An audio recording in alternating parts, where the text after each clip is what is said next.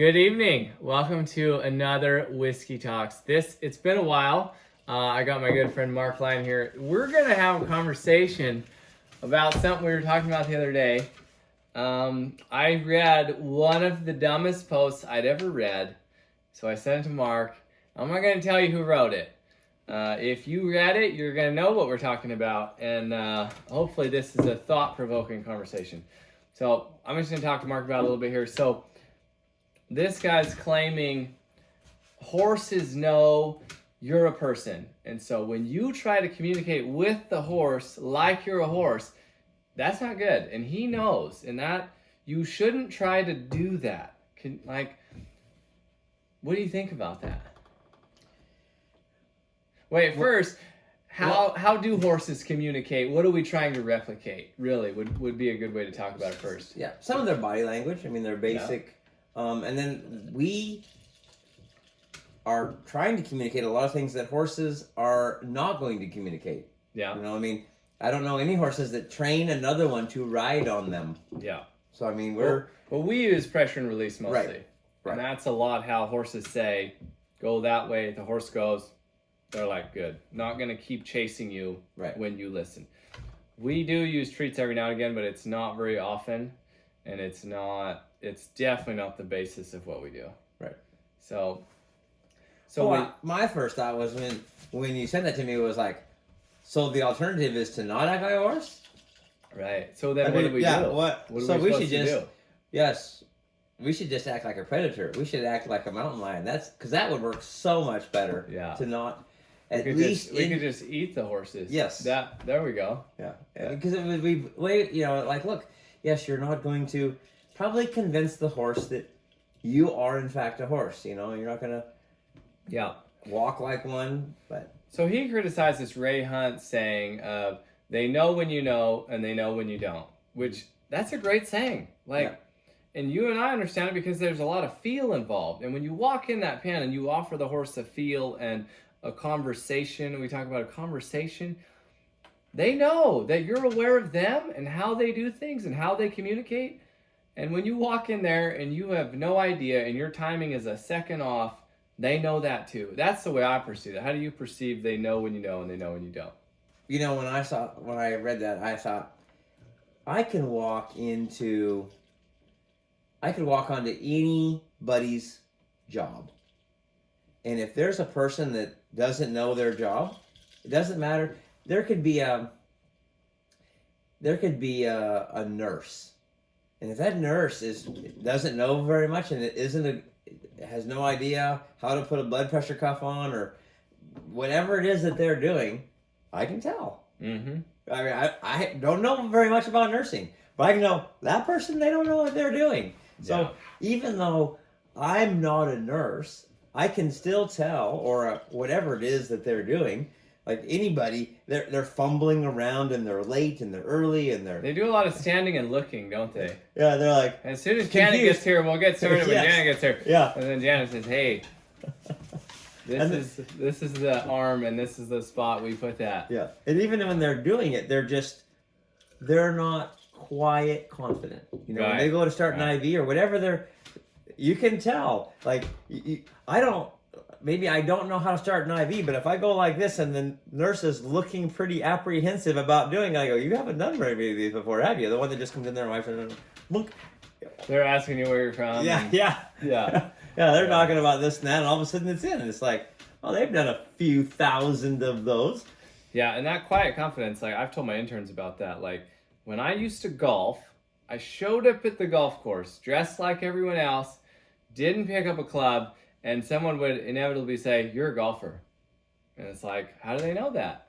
The way you carry yourself, the way you move. Mm-hmm. Newer interns move we'll call it like they move like a butcher. Like they're just, the way they move, and you know, that horse is like, why are you always moving so big? And so I think the same on the golf course. When I move, it's very calculated, that quiet confidence. And but anyways, back on topic. This guy, I don't know what he's saying we should do. I did read the whole thing, and I mean, he's so negative about most things that I've read of his. I'm probably just gonna stop following. Like, I'm probably gonna block him. I've never tried to follow him, but you know, Facebook is. Yeah. They see a horse thing and they go, You- "Oh, you this s- guy's a horse guy. He must love horse stuff." And so they'll. You just slow But down every- on a photo, Yeah. and all of a sudden you see all their posts. And so it's funny to me because it's like, what better option is there? And to me, he's trying to claim if you try to go speak a few words of someone else's language to them, that doesn't make you fluent. He's right. It doesn't make you fluent. If I go to Mexico and say baños, that way, they know what I'm saying. Bathrooms are over there. You know, comidas. Guy's hungry, wants some food. There's the food. Like, you don't have to be fluent Right. to communicate. Yeah. So yours with the cow and the horse, they're not the same animal. Right. This How is does the horse move the cow if they're not the the same, same animal? animal? And the cow, when you're watching a cutting horse, that cow knows that that's not another cow, and the Yeah. horse knows that's another horse.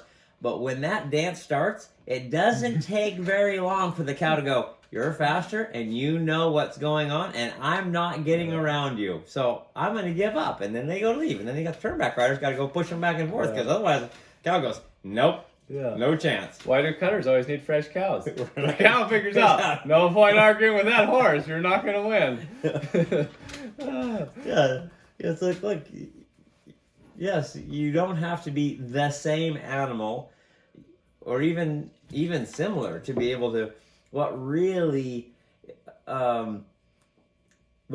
affects it is how you act around those Yeah. animals. I saw one the other day. It showed Great Pyrenees Yeah. walking through a herd of goats. Yeah. Right? And then behind him comes his buddy, the border collie. And the border collie's walking in, and all the goats are like spinning around, and the border collie is not trying to herd them. Like, he is just following his buddy, the Great Pyrenees dog, through the and the goats are Parting the White yes, Sea. yes. And it's like one of the moves. He was acting, and the other one was just like big Yeah. dopey looking Yeah. dog going through there. And so it was the actions of the dog, not necessarily none of the goats said, "That looks like a goat. That's a sheep. No, it's a goat. No, it's a sheep." None of them were confused that was a dog. They all knew it was a Great Pyrenees. They both knew both of them are dogs. One of them acts different than the other Yeah. one. And so Yeah. we act different. Yeah, I absolutely think, because I think the best way to try to communicate with anything, whether it's a person from another country, a horse, a cow, the best way to try to communicate with them, Your wife. yeah, Try. Yes, does your wife know that you're not a woman? Yep. She sure by golly if does. anybody knows, Yes. she knows. Yeah. If there was a question. I wasn't supposed to miss the table, but I did anyways. Sorry for the camera shook. We tested that. But the best way to try to communicate with them is the way they already communicate. Yes. We don't have to build a separate. We don't have to do my language, your language. We're going to build a different language over here. No, I'm going to meet them Where they are. as close as I can. Yeah. And it's worked so well for us watching how they do things and using it. We're not doing the same, like you said. They don't ask each other to back up. They don't ask each other to spin. They don't ask that. They pretty much just say, "Get out of my space." But we use that and what they already know to communicate with them. And for this guy to come in and be like, "That's rubbish." Well, they also don't desensitize each other. No. I mean, they're not trying to I desensitize. say, yeah, they don't try, but they Yeah. do. They pester it until the other one's like, "Fine, you can maul me and I'll just stand here." Yeah. That would be a funny one. So many people are in for learned helplessness, and then you see a horse out there bugging the other horse until he just gives up. He just says, "Fine, stinking. I'll just stand still while and that. We should do another one. we should do Next that. time we'll do learned helplessness. That one might get a little long because that one is deep and frustrating to me personally. Because, oh my goodness, I watched this video of this girl talking about how learned helplessness is when your horse learns it doesn't have any other choice and it has to do what you ask it to. Sounds good to me. Like, I asked you, Like, I went through You that should as get a in the boy. trailer. You should get in the trailer. Yeah. Yeah. Okay. He only did that because he knew he didn't have another choice. Yeah, I mean, he has had other choices and they never worked. It's like when I was a kid, I didn't have a choice whether I went to school or not. Right. I mean, staying home, you better be sick. Yeah. Now, as an adult, Across the street. it's kind of like we don't really have a choice if we work or not. But if we don't work, we don't have any money. That's about how my horse's choice on not doing what I ask. It's not good. Yeah. And going with me is the best deal. Like paying taxes. It's not a voluntary basis. Yeah. It's not like if you you don't want have to. Hey, you don't have to pay taxes. You can just go to jail. Yeah. If you want to go to jail. Yeah. Oh, this girl's talking about how she doesn't make a horse do anything, and so when she leads it, it sounds a lot like flying a kite. And someone else was leading her horse and jerked on it one time and traumatized this girl. How could you jerk on my horse? Okay, we better quit now. Anyways, what I want you guys to do when you see anything on the internet, this, anything else, you need to be skeptical of what you see and read. The number of people that told this person, "Oh my gosh, this is amazing." I thought this guy had a bunch of fake accounts and he was writing it himself and doing his own shares. I'm like, this is some of the biggest piece of garbage I've ever seen. This is not going to help anybody. Yeah. I don't know if you have any closing thoughts, but that's mine. It's like, be skeptical of what you see, even if it's from us. You don't have to do what we do. No.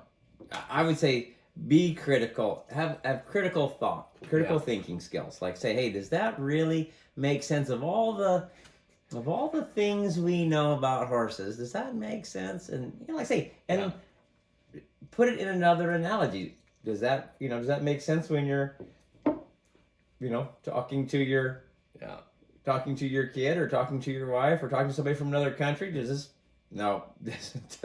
doesn't pass the smell test, as they say. Don't try to communicate with them like they communicate. You bastard, how could you imitate them? I mean, I don't know a better way.